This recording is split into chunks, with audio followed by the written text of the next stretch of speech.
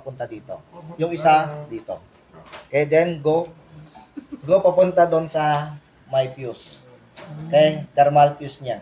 Ang alin, sir? Dito. Yung common sir. Okay, itong common papunta doon sa fuse. Okay? Kapag na sira yung fuse, dito tayo papunta dito sa may capacitor.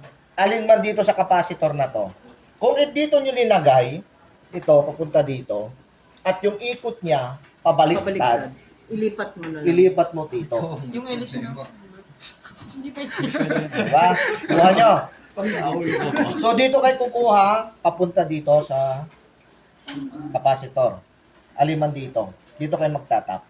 Huwag yung puputulin to Hihiwa lang kayo dito. Sir, paano kung magpapalit ng Papalat ganito? lang. Tapos ididikit. Walang problema. Kung papalitan na to sir, ito yung dito lang tatanggalin. Hindi, meron. Puputulin mo to. Puputulin.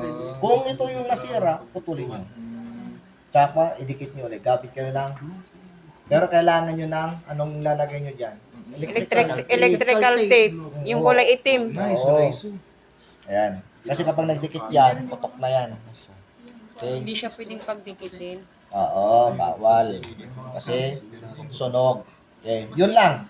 Kapag nasira yung fuse, jumper siya. Ang tendency niya dahil sa jumper mo, kapag uminit na itong motor, ano mangyayari sa electric fan?